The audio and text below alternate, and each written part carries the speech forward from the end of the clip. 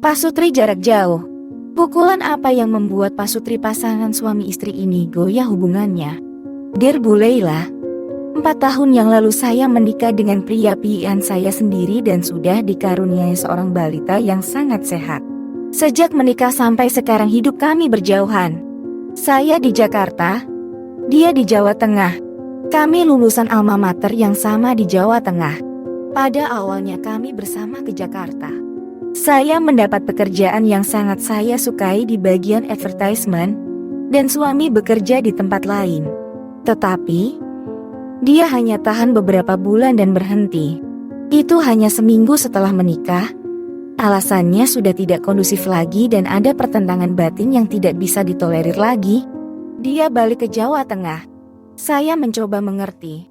Daripada suami stres, saya jadi pasrah dan berdoa untuk kebaikan rumah tangga. Saya khawatir ia tidak akan mendapat pekerjaan di Jateng mengingat perekonomian Indonesia masih sangat berantakan. Dia mencoba buka usaha bersama beberapa teman, tetapi akhirnya tidak jalan. Kemudian dia mendapat pekerjaan lagi di Jakarta. Saya bersyukur sekali. Tapi lagi-lagi suami saya yang sangat idealis itu tidak tahan bekerja. Alasannya, banyak yang hanya ongkang-ongkang dan tidak manusiawi. Saya mulai resah dan mencoba menahannya dengan berbagai pendekatan. Tetapi dia masih sukar memahami keinginan saya untuk tinggal bareng. Dia tetap teguh dan memutuskan untuk berhenti bekerja dan balik ke Jawa Tengah. Saat itu saya baru sebulan melahirkan. Saya sungguh tidak mengerti mengapa ia menjadi sosok yang tidak mau berkompromi. Padahal, saya kenal dan memutuskan dia menjadi suami saya, sebab sikapnya yang kalem, tidak aneh-aneh, dan dewasa. Bahkan, saya sampai mengabaikan kriteria yang harus ada, yaitu ketaatan beragama. Semakin hari ia semakin tidak menunjukkan kemajuan ke arah yang benar sebagai suami. Dalam hal pembelanjaan rumah tangga, saya selalu mencoba memenuhi kebutuhan itu seorang diri. Kalau saya tidak memintanya, dia tidak mempunyai inisiatif memberi. Saya mencoba memahami bahwa mungkin Tuhan telah memberikan rezeki bagi keluarga lewat saya. Oh ya, usaha baru suami lebih maju sekarang. Saya bersyukur sebab ia tampaknya lebih nyaman dan usahanya lebih maju. Dengan bertambahnya umur anak saya, kepandaiannya juga bertambah. Kadang saya terharu melihat kelucuannya dan kenakalan kecilnya. Tiba-tiba saya dapat merasa sedih sebab ayahnya tidak hadir menyaksikannya. Dulu rutinitas pulangnya ke Jakarta 2 minggu sekali, sekarang sebulan sekali. Jika ditanya, ia menyebutkan alasan ekonomis agar lebih berhemat. Berkali-kali saya menekankan, apa artinya arti ekonomis kalau harus mengorbankan kebahagiaan keluarga? Tetapi, selalu saya dianggap tidak dapat memahami. Saya seperti istri yang tidak punya pegangan, di mana saya harus bisa mandiri pada saat suami tidak ada dalam segala hal. Ada kalanya saya menyesal mengapa dulu saya memutuskan menikah dengan dia. Karena sebelumnya saya juga pernah dekat dengan orang lain yang lebih baik dari segi kemapanan dan komitmen. Mengapa saya sampai tidak memperhitungkan soal yang mendasar seperti cinta, kehangatan komunikasi, dan paham peran masing-masing? Mungkin karena dulu saya pernah sangat amat mencintai seseorang dan ketika harus diakhiri terasa amat sangat sakitnya.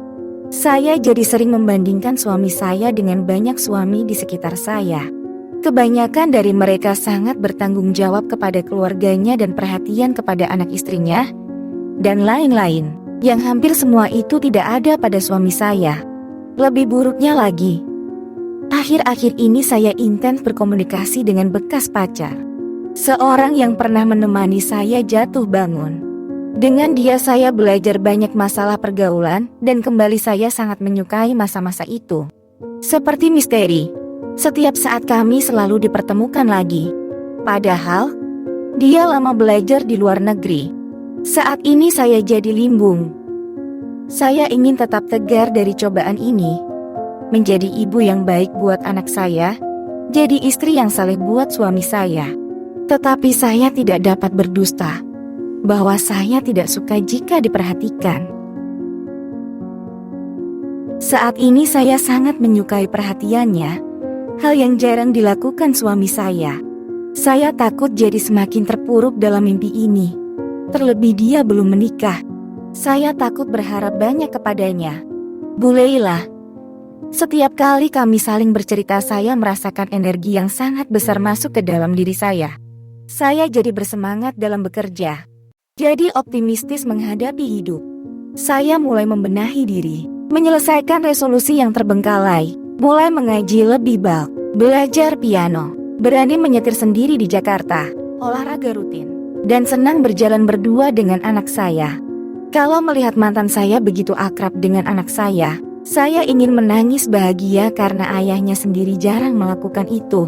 Sebab suami kalau pulang ke Jakarta lebih bersibuk diri dengan komputernya, tidur, atau mengurus kesibukannya sendiri. Salahkah saya kalau saya berpikir saya berhak bahagia dalam rumah tangga saya dan merasa bekas pacar saya dapat menjadi teman hidup yang baik? Saya bersyukur bahwa bekas pacar saya tetap menghargai dan memahami posisi saya. Dia tidak pernah sama sekali berbuat di luar batas kewajaran dan kami menjaga norma dan agama. Ibu Leila, saya lihat banyak perceraian. Akankah saya bernasib begitu pula? Dear Nana, 4 tahun hidup berpisah dengan suami memang riskan. Terlebih pada permulaan perkawinan, pada saat paling banyak membutuhkan belajar buat hidup bersama. Belajar menerima perbedaan persepsi dan perbedaan kebiasaan. Belajar menjadi kita dalam urusan ekonomi dan sosial. Juga belajar jadi mama dan papa buat si kecil. Kebersamaan inilah yang melahirkan ikatan yang lebih kuat. Dan ini tidak kalian alami. Bahkan, perpisahan yang lama ini sudah melemahkan ikatan sebab kekecewaan dan ketidakhadiran pasangan pada saat diperlukan. Kerapuhan hubungan ini jadi peluang empuk buat kehadiran orang ketiga. Sekarang Andalah yang sedang tergoda. Mungkin kelak suami, atau sudah ada. Sekarang mantan pacar gencar memberikan perhatiannya yang hangat pada Anda. Ini membuat pamor suami yang jauh semakin merosot nilainya. Anda merasa patut mendapatkan kebahagiaan dalam perkawinan. Saya setuju sekali. Bahkan perlu diperjuangkan oleh tiap pasangan untuk kebahagiaan bersama. Ataukah Anda merasa kebahagiaan ini hanya patut untuk Anda saja? Cobalah dulu memperjuangkan kebahagiaan bersama. Bukankah dia adalah pilihan Anda sendiri dulu? Kelihatannya, suami Anda bukanlah tidak baik. Salahnya hanya terlalu idealis, hingga sukar bekerja dengan suasana agak keruh. Dia juga sudah mencoba 2 kali bekerja di Jakarta.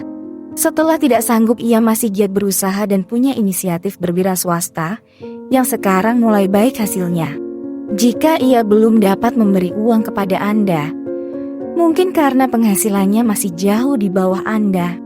Sebaiknya ambil waktu buat membicarakan berbagai kemungkinan untuk mempersatukan kalian lagi. Dapatkah usaha suami ditransfer ke Jakarta, ke Bogor atau Tangerang yang tidak jauh dari Jakarta? Atau giliran Anda yang ke Jawa Tengah? Adakah cabang advertising itu di Jawa Tengah? Atau Anda membuat cabang di Jawa Tengah? Atau ambil cuti selama beberapa bulan untuk menjajaki kemungkinan bekerja di kota suami? Kalau perlu ajak pihak ketiga yang netral, teman bersama yang bijak, atau pekerja sosial, atau psikolog. Untuk turut berembuk mencari jalan paling baik agar kalian dapat hidup bersama dengan nyaman. Kalau semua buntu dan tidak sanggup hidup terpisah, seperti sekarang, apa boleh buat dapat meniti jalan lain? Yang saya khawatirkan adalah sang mantan pacar itu hanya mau bersahabat saja, tidak lebih. Saya juga terusik pertanyaan. Mengapa dulu Anda tidak memilih dia? Apa hambatannya? Jika ia tipe romantis dan perayu, kelak ia dapat melakukan hal yang sama pada gadis-gadis lain atau istri lain. Jangan lupa sikap yang manis ketika pacaran belum tentu akan sama manisnya jika telah menikah. Pikirkanlah segala kemungkinan sebelum menjatuhkan keputusan untuk mencari kebahagiaan ini. Jangan sampai hasilnya malah tidak membahagiakan kelak. Akhirnya Andalah yang paling berhak menentukan jalan hidup Anda sendiri. Semoga tidak salah pilih.